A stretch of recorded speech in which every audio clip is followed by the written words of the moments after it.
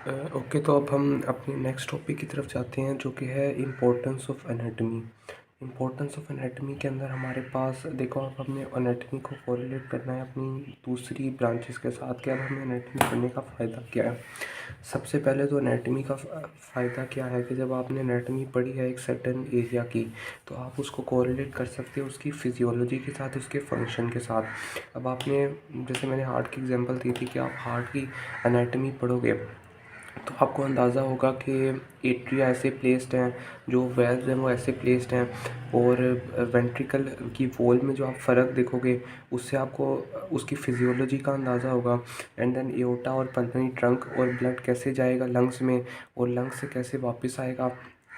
तो वो जब आप एक वो स्ट्रक्चर भी पढ़ोगे ना, अगर आप सारा कि ऐसे पल्मोनरी वेन्स हैं और ऐसे पल्मोनरी आर्टरीज़ हैं, ऐसे एओर्टा है, तो आपको उससे भी एक वो चीज़ कंफर्म हो जाएगी जो फिजियोलॉजी में आप पढ़ोगे, कि ओवरऑल सर्कुलेशन को जब आप पढ़ोगे फिजियोलॉजी में। इसके अलावा आप फिजियोलॉजी में आप जैसे पढ़ोगे,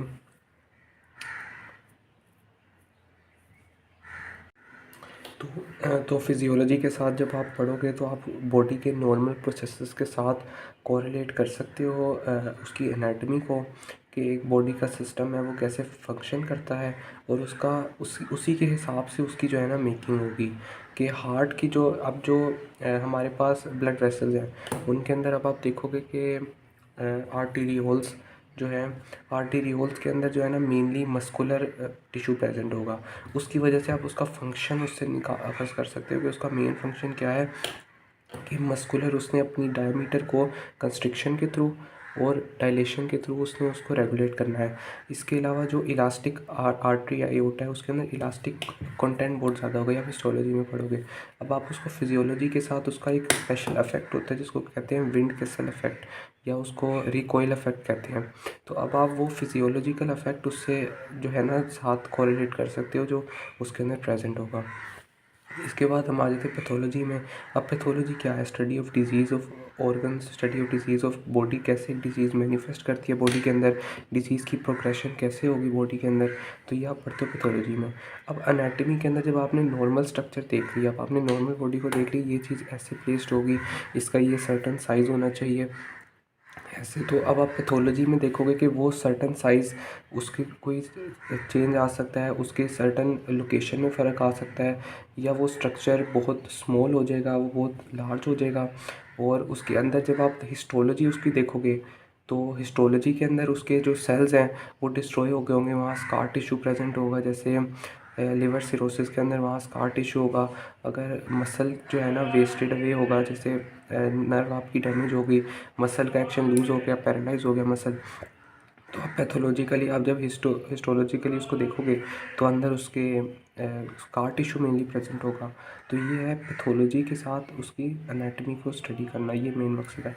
फिर मेडिसिन, अगेन अब मेडिसिन जो मेन है, जब आप एनाटमी आपको आती होगी तो आप मेडिसिन में जो भी पेशेंट के आपने एग्ज़ामिनेशन करना है, उसको चेक करना है उसकी डिफरेंट चीज़ों को। जैसे अब आपने हार्ट की पल्सेशन को चेक करना है कि हार्ट की नॉर्मल पल्सेशन है कि नहीं। सबसे पहले आपको anatomical location of epic speed पता होनी चाहिए, आपको सरफेस एनाटमी ऑफ हार्ट पता होनी चाहिए कि इस पार्ट में हार्ट का ये चैम्बर पड़ा होगा, ऐसे होगा। जब आप उसको तभी आप उसको कोरिलेट कर सकते हो, उससे आप ये निकाल सकते हो मेडिसिन के अंदर, उसको जज कर सकते हो। और इसके अलावा सर्टेन आपने प्रोसीजर्स करने हैं। अगर आपने एक इंजेक्शन लगाना है, जैसे आपने पेरिकार्डियोसेंटेसिस करना है, अभी आपको समझ नहीं आएगी। जो आपने पेरिकार्डियम है, हार्ट के अराउंड जो सैक है उसके अंदर अगर फ्लूइड ज़्यादा भर गया, आपने उसको रिमूव करना है एक नीडल से। अब नीडल लगानी कहाँ है, ऐसे अंदाज़े से तो नहीं नीडल आप लगाओगे, वो आपको पता होगा एनाटमी के थ्रू कि आपको किस एरिया में किस एंगल से आपने नीडल को इंसर्ट करना है, और फिर आपने उसको निकालना है। तो मेडिसिन में आपको ये चीज़ें एनाटमी नॉर्मल आती होगी तभी आप मेडिसिन में उसको यूज़ कर सकते हो।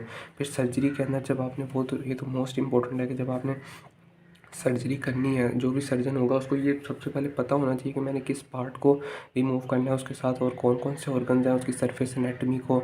और जब मैं एक पार्ट को निकाल रहा हूँ, अगर मैं हार्ट की ओपन हार्ट सर्जरी है, तो उसमें उनको पता होगा कि सबसे पहले मेरे रास्ते में रुकावटें क्या क्या आएंगी, कौन कौन सी लेयर्स हैं।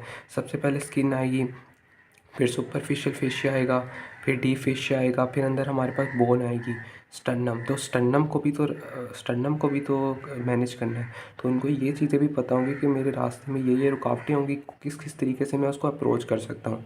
अगर एक पार्ट पे बोन पड़ी है तो उसको अप्रोच करना थोड़ा मुश्किल है, एक पार्ट पे बोन नहीं पड़ी तो उसको अप्रोच करना आसान है। तो एक सर्जन के लिए तो ये मोस्ट इंपॉर्टेंट है कि उसको नॉर्मल एनाटॉमी आनी चाहिए। फिर गायनी और पीड्स के लिए भी एम्ब्रियोलॉजी बहुत इंपॉर्टेंट है कि एम्ब्रियोलॉजिकल आपको टाइमलाइंस पता हो, कि ये और टेरिटोजेनेसिस आपको पता हो कि कौन कौन सी डिजीज़ होती हैं, किन किन चीज़ों को अवॉइड करना होता है प्रेगनेंसी में। और चिल्ड्रन की जो डिजीज़ हैं वो आप एम्ब्रियोलॉजी में पढ़ते हैं, तो वो पीडियाट्रिशियन को वो पता होनी चाहिए ताकि वो डायग्नोस कर सके उनको सही टाइम पे। अच्छा तो अब हमारा नेक्स्ट टॉपिक है एनाटॉमिकल वेरिएशंस। एनाटॉमिकल वेरिएशंस वो वेरिएशंस होती हैं जो कि कम्प्लीटली नॉर्मल होंगी, मतलब बॉडी के अंदर उसकी मॉर्फोलॉजी में एक स्ट्रक्चर ऐसे जो है ना प्रेजेंट कर रहा है कि वो अपनी नॉर्मल जगह पे प्रेजेंट नहीं है, अपनी नॉर्मल साइज़ में, अपनी शेप में प्रेजेंट नहीं है, लेकिन उसकी वजह से बॉडी की फंक्शन को कोई मसला नहीं हो रहा। लेकिन एज अ डॉक्टर आपको ये एनाटॉमिकल वेरिएशंस का अंदाज़ा होना चाहिए कि जब वैसे मसला नहीं हो रहा, लेकिन जब आपने कोई उस पर प्रोसीजर परफॉर्म करना है, अगर आपको ये अंदाज़ा नहीं होगा कि वो दूसरी लोकेशन में भी प्रेजेंट हो सकती है, थोड़ी वेरिएशन भी प्रेजेंट हो सकती है। एक चीज़ होती है एक्सेसरी ऑब्चुरेटर आर्टरी। जो हमारे पास हर्निया होता है, फीमोरल हर्निया। अब फीमोरल हर्निया के लिए जो है ना करने के लिए हमें एक लिगामेंट को कट करना पड़ता है, उसके लिए हम उसको हर्निया को रिट्रैक्ट कर सकते हैं। उस आर्टरी का नाम होता है एक्सेसरी, और वो जो लिगामेंट होता है जिसको कट करना होता है उसके ऊपर कभी कभार एक जो है ना एक आर्टरी प्रेजेंट होती है, कुछ इंडिविजुअल्स में सिर्फ होगी, उसको कहते हैं एक्सेसरी ऑब्चुरेटर आर्टरी। अब अगर सर्जन को ये नहीं पता होगा कि ये आर्टरी प्रेजेंट हो सकती है, तो अब वो कट कर देगा, अब वहाँ से ब्लीडिंग स्टार्ट हो जाएगी और ये बहुत ज़्यादा चीज़ ख़तरनाक हो सकती है। तो ये हम जब भी हम नॉर्मल एनाटॉमी पढ़ते हैं स्ट्रक्चर की, तो हम साथ ये चीज़ें क्लिनिकल उसके पढ़ते हैं कि ये स्पेसिफिक जो वेरिएशंस है ये हो सकती हैं और ये डॉक्टर को पता होनी चाहिए कि ये एनाटॉमिकल वेरिएशन प्रेजेंट हो सकती है। अब एनाटॉमिकल वेरिएशन की कुछ एग्जांपल जो बुक में दी हुई हैं उसमें ये आ जाता है, एक तो ब्रेकियल आर्टरी के बारे में आ जाता है कि यूजुअली जो ब्रेकियल आर्टरी है वो ये देखें आप, ये है क्यूबाइटल फोसा। तो यहाँ पे ये डिवाइड करेगी नेक ऑफ रेडियस के लेवल पे। अब यहाँ पे भी डिवाइड कर सकती है और इससे पीछे भी डिवाइड कर सकती है। अब पीछे डिवाइड अगर कर जाए तो यहाँ पे ब्रेकियल आर्टरी हमें नहीं मिलेगी, अगर हम यहाँ पे ब्रेकियल आर्टरी की पल्सेशन फील करेंगे नहीं मिलेगी। और अगर हमने ब्रेकियल आर्टरी पे यहाँ पे कुछ करना है तो वो भी नहीं कर पाएंगे। जैसे अगर हमने ब्लड प्रेशर नोट करना है तो वो भी यहाँ से नहीं हो पाएगा, उसके लिए फिर हमें कफ़, इसलिए हम कफ़ ऊपर बांधते हैं कि पॉसिबली ऊपर भी प्रेजेंट हो सकती है ब्रेकियल आर्टरी। इसके अलावा अल्नर आर्टरी जो ब्रांच है उसकी एक एग्जाम्पल है कि वो डीप टू फ्लेक्सर मसल की बजाय उसकी थोड़ा सुपरफिशली भी चल सकती है। अगर आपने उसके अंदर उससे कोई सैंपल लेना है तो उसके लिए आपको इसका आइडिया होना चाहिए। इसके अलावा सिस्टिक आर्टरी जो स्प्लीन की आर्टरी है वो यूजुअली निकलती है कॉमन हेपेटिक आर्टरी से, यूजुअली निकलती है राइट हेपेटिक आर्टरी से, बट समटाइम्स वो कॉमन हेपेटिक आर्टरी से भी ओरिजिन ले सकती है। इसके अलावा फिब्रिलर स्टर्शियस एक मसल है जो कि फिफ्थ मेटाटार्सल बोन में यूजुअली होता है, वो फोर्थ मेटाटार्सल में भी हो सकता है।